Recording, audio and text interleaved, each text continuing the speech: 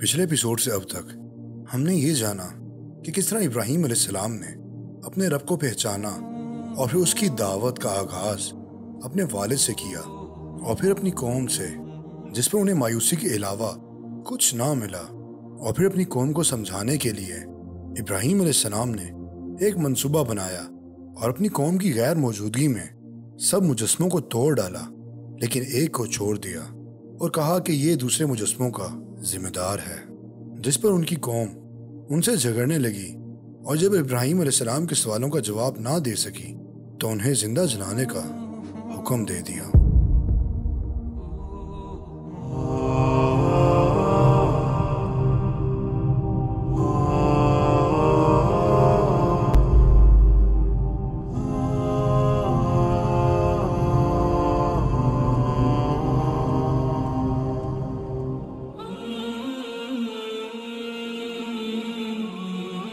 جب انہوں نے اپنے آپ کو بغیر کسی ثبوت کے پایا تو اپنی طاقت اور اختیار کے استعمال کی طرف مڑ گئے تاکہ اپنے معبودوں کی حمایت کر سکیں، لیکن اللہ تعالیٰ نے ان کے لیے کچھ اور منصوبہ بنا رکھا تھا۔ کہنے لگے کہ اگر تمہیں کچھ کرنا ہے تو اس کو جلا دو اور اپنے معبودوں کی مدد کرو، اور پھر اس طرح انہوں نے ابراہیم علیہ السلام کو جلانے کا حکم دے دیا۔ وہ کافی دیر تک ہر ممکن جگہ سے لکڑیاں جمع کرنے لگے۔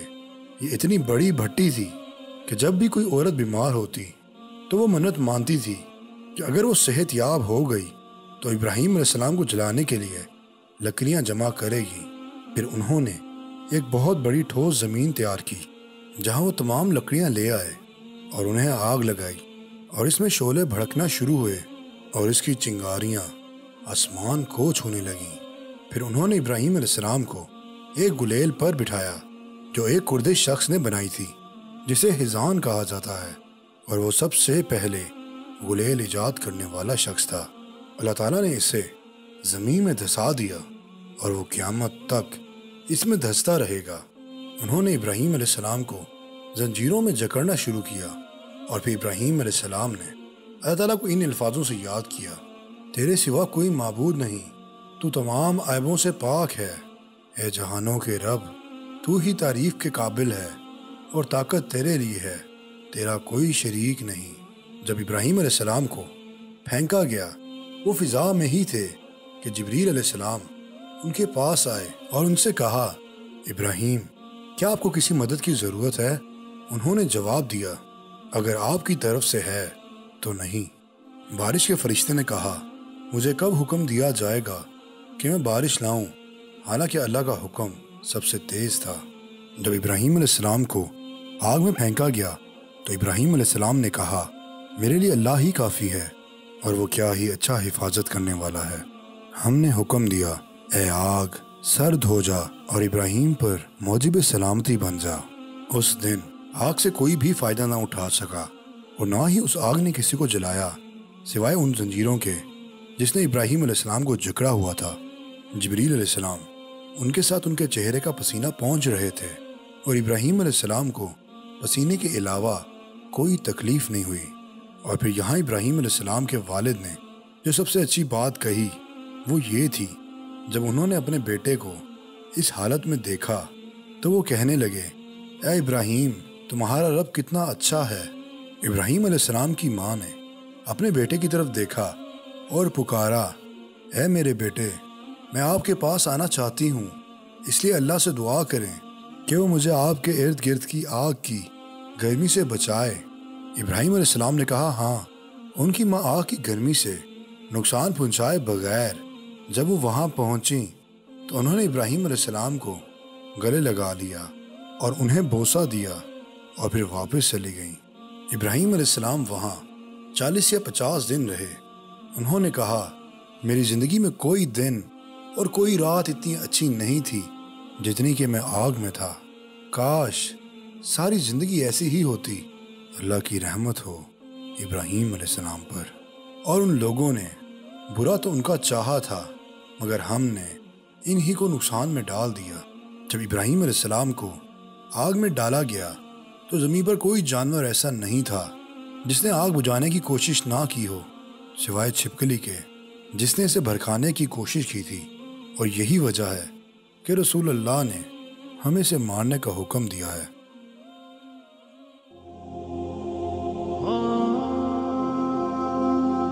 بھلا تم نے اس شخص کو نہیں دیکھا جو اس غرور کے سبب سے کہ خدا نے اس کو سلطنت بخشی تھی، ابراہیم سے پروردگار کے بارے میں جھگڑنے لگا؟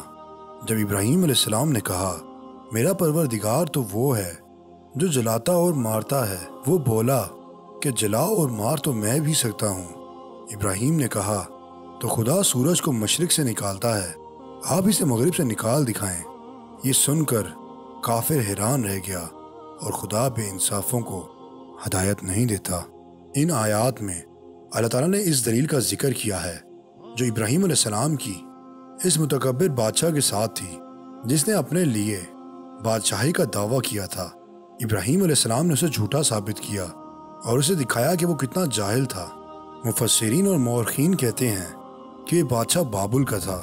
اس کا نام نمرود بن کنان بن کوش بن سیم بن نو تھا، اور ایک روایت میں آتا ہے کہ وہ نمرود بن پلیج بن عبر بن سلا بن ارفساد بن سیم بن نو تھا۔ وہ اس وقت کے بادشاہوں میں سے تھا۔ زمین پر 4 بادشاہ رہے ہیں، ان میں سے 2 مومن تھے اور 2 کافر۔ مومن میں ذوالقرنین علیہ السلام اور سلیمان علیہ السلام تھے، اور کافروں میں نمرود اور نبو چاند نزار تھا۔ کہا جاتا ہے کہ نمرود نے تقریباً 400 سال حکومت کی۔ وہ مغرور، متکبر، باغی اور مادہ پرست تھا۔ جب ابراہیم علیہ السلام نے انہیں ایک اللہ یعنی اللہ کی عبادت کی طرف بلایا، اس کے ساتھ کسی کو شریک ٹھہرائے بغیر، وہ اپنی انحراف اور جہالت کی وجہ سے خالق کا انکار کرنے پر آمادہ ہوا۔ اس نے ابراہیم علیہ السلام سے اس بارے میں اختلاف کیا، اور اس کے بجائے اس نے اپنے لیے رب کا دعویٰ کیا۔ اور جب ابراہیم علیہ السلام نے کہا کہ میرا رب تو وہ ہے جو زندگی دیتا ہے اور موت کا حکم دیتا ہے، تو وہ کہنے لگا میں زندگی دیتا ہوں اور موت دیتا ہوں۔ اور پھر نمرود کے سامنے 2 آدمی لائے گئے جنہیں وہ قتل کرنا چاہتا تھا۔ پھر اس نے ان میں سے ایک کو قتل کرنے کا حکم دیا اور دوسرے کی جان بخش دی، اور اس لیے اس نے دعویٰ کیا کہ اس نے ان میں سے ایک کو زندگی بخشی اور دوسرے کو موت دی۔ یہ سیاق و سباق سے ہٹ کر ایک دلیل تھی اور ایک احمق دعویٰ تھا۔ جیسا کہ بادشاہ کا دعویٰ تھا کہ وہ زندگی دیتا ہے اور موت کا سبب بنتا ہے، بہت سے لوگوں کے لیے واضح نہیں ہو سکتا۔ اور پھر ابراہیم علیہ السلام نے ایک اور دلیل دی اور نمرود کے دعوے کی تردید کرتے ہوئے فرمایا بے شک اللہ ہی ہے جو سورج کو مشرق سے طلوع کرتا ہے، تو کیا آپ اسے مغرب سے طلوع کر سکتے ہیں؟ ابراہیم علیہ السلام نے نمرود سے کہا کہ یہ سورج ہر روز مشرق سے اللہ کی طرف سے طلوع ہوتا ہے، جو ہر چیز کا خالق ہے اور جو واحد خدا ہے۔ پس اگر تم سمجھتے ہو کہ تم ہی زندگی اور موت دینے والے ہو، تو اس سورج کو مغرب سے طلوع کرو، کیونکہ جو زندگی اور موت دیتا ہے تو وہ بغیر کسی بھی رکاوٹ کے کچھ بھی کر سکتا ہے۔ اگر تم زندگی اور موت دینے کا دعویٰ کرتے ہو تو سورج کو مشرق کی جگہ مغرب سے نکالو، اور تم بہتر جانتے ہو، یہاں تک کہ تم ایک مچھر بھی پیدا کرنے سے قاصر ہو۔ ابراہیم علیہ السلام نے نمرود کی جہالت اور بے بسی کا مظاہرہ کیا، اور اس کے پاس دینے کے لیے کوئی جواب باقی نہ رہا۔ وہ ہکا بکا رہ گیا، اور اسی کا ذکر اللہ تعالیٰ نے قرآن میں کیا ہے۔ اس طرح کافر شرمندہ ہوا، اور اللہ ظالموں کو ہدایت نہیں دیتا۔ یہ جھگڑا ابراہیم علیہ السلام اور نمرود کے درمیان اس دن ہوا تھا جب وہ آگ سے باہر آئے۔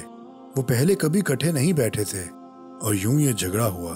نمرود آسی خوردنوش کو سختی سے کنٹرول کرتا تھا، اور لوگ اس کے پاس کھانے کے لیے جاتے تھے۔ ابراہیم علیہ السلام بھی گروہ کے ساتھ اس کی فراہمی کے لیے گئے تھے، اور اس سے پہلے وہ کبھی اس سے نہیں ملے تھے۔ اور پھر اس دن پہلی دفعہ یہ بحث ہوئی۔ ابراہیم علیہ السلام کو ان کے کھانے کا سامان نہیں فراہم کیا گیا تھا، تو وہ بغیر کچھ لیے ہی واپس چلے گئے۔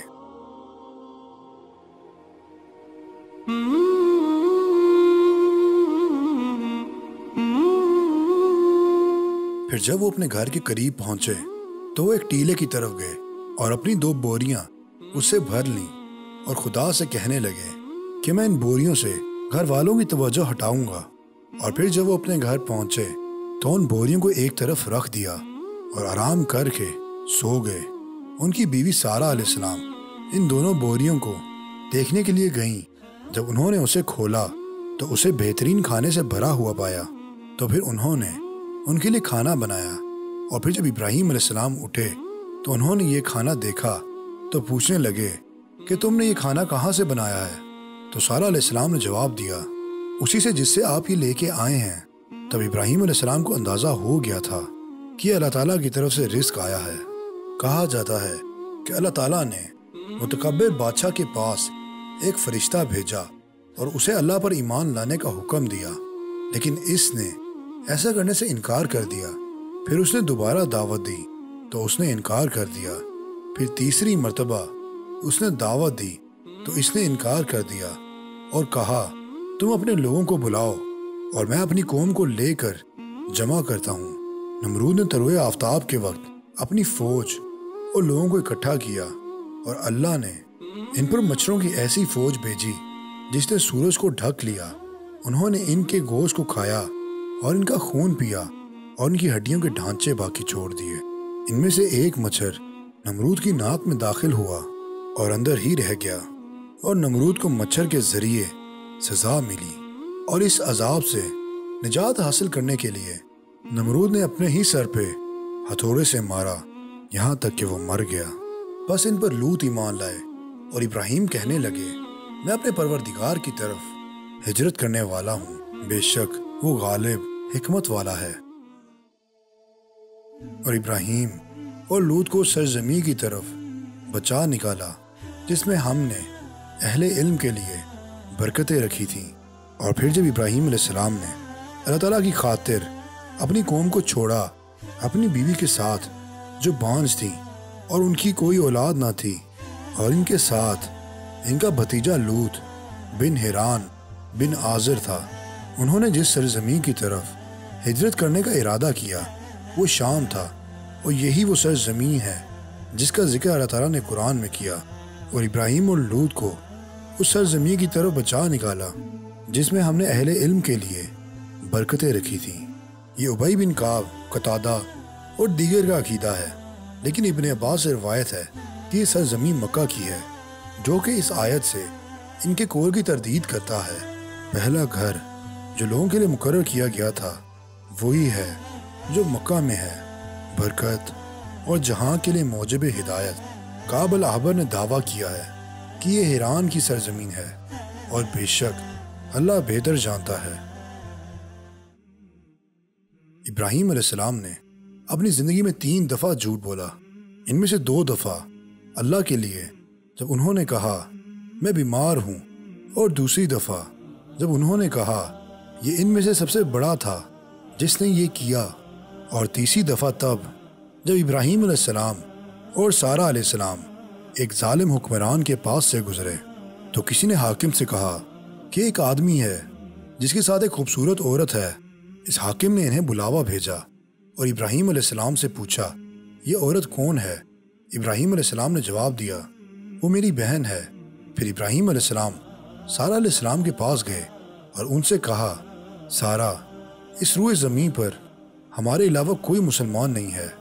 اور جب اس حاکم نے پوچھا کہ یہ کون ہے تو میں نے اس سے کہا کہ آپ میری بہن ہو، تو لہٰذا میری اس بات کو نہ جھٹلانا۔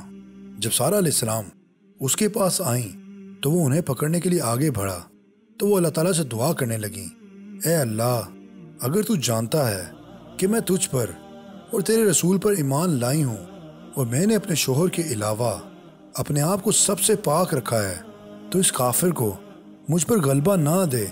پھر اس کے ہاتھ جکڑے گئے اور وہ کہنے لگا میرے لیے اللہ سے دعا کرو، میں تمہیں کوئی نقصان نہیں پہنچاؤں گا۔ چنانچہ سارہ علیہ السلام نے اللہ تعالیٰ سے دعا کی تو اسے راحت مل گئی۔ پھر اس نے دوبارہ پکڑنے کی کوشش کی اور وہ پھر سے جکڑا گیا۔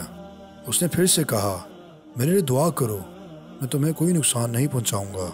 چنانچہ سارہ علیہ السلام نے پھر سے دعا کی اور وہ رہا ہو گیا۔ پھر اس نے اپنے محافظوں میں سے ایک کو بلایا اور اس سے کہا تم میرے پاس کوئی انسان نہیں لائے، وہ شیطان ہے۔ اور پھر اس نے سارہ علیہ السلام کو ایک لونڈی دی جس کا نام ہاجرہ تھا۔ سارہ علیہ السلام ابراہیم علیہ السلام کے پاس آئیں تو وہ نماز میں تھے۔ ابراہیم علیہ السلام نے اشارہ کر کے پوچھا کیا ہوا؟ انہوں نے جواب دیا اللہ تعالیٰ نے اس کے سامنے اس کا برا منصوبہ ناکام بنا دیا اور مجھے ایک لونڈی عطا کی، اور یہی وجہ ہے کہ اللہ تعالیٰ نے قرآن میں فرمایا اور مدد طلب کرو صبر اور نماز کے ذریعے۔ تو اللہ تعالیٰ نے سارہ علیہ السلام کی عزت اور اپنے نبی اور دوست ابراہیم علیہ السلام کی عزت کو بچایا۔ ابراہیم علیہ السلام مصر سے مویشیوں، غلاموں اور دیگر اموال کے ساتھ برکت کی سرزمین شام واپس آئے، اور ان کے ساتھ سارہ علیہ السلام کی لونڈی ہاجرہ علیہ السلام بھی تھیں۔ اس کے بعد لوط علیہ السلام جارڈن کے میدان کی طرف سودوم نامی شہر کی طرف روانہ ہوئے، جیسا کہ ابراہیم علیہ السلام نے انہیں کرنے کو کہا تھا۔ یہ اس وقت علاقے کا مرکزی شہر تھا اور اس کے زیادہ تر باشندے فاسق تھے۔ مفسرین کہتے ہیں ظالموں اور بد کرداروں کے گروہ نے لوط علیہ السلام پر غلبہ حاصل کیا اور وہ اسیر ہو گئے۔ انہوں نے لوط علیہ السلام کی تمام جائیداد اور دولت کو لوٹ لیا اور ان کے ریور کو بھگا دیا۔ اور جب یہ خبر ابراہیم علیہ السلام تک پہنچی تو وہ 318 آدمیوں کے ساتھ ان کے تعاقب میں ان کے پاس گئے اور لوط علیہ السلام کو بچا لیا، اور انہوں نے لوٹی ہوئی تمام چیزیں واپس لے لیں، اور ان میں سے ایک اچھی خاصی تعداد کو مار ڈالا اور انہیں شکست تھی۔ انہوں نے دمشق کے شمال میں برزات تک ان کا تعاقب کیا، اور وہ دشمن کو شکست دے کر واپس اپنے ملک چلے گئے۔ اور پھر فلسطین کے بادشاہ نے ان کے ساتھ اتحاد کیا اور ان کا استقبال کیا اور ان کو عزت دی۔ اس کے بعد لوط علیہ السلام کے ساتھ کیا ہوا اور انہیں کس قوم کے لیے بھیجا گیا تھا، اسے ہم پروفٹ سیریز کے ایپیسوڈ 7 میں تفصیل سے جانیں گے۔ اہل کتاب کے مطابق جب ابراہیم علیہ السلام 20 سال فلسطین میں رہے تو سارہ علیہ السلام نے ان سے کہا رب نے مجھے اولاد سے محروم رکھا ہے، تو اس لونڈی کو لے جاؤ، شاید اللہ آپ کو ان سے اولاد عطا کرے۔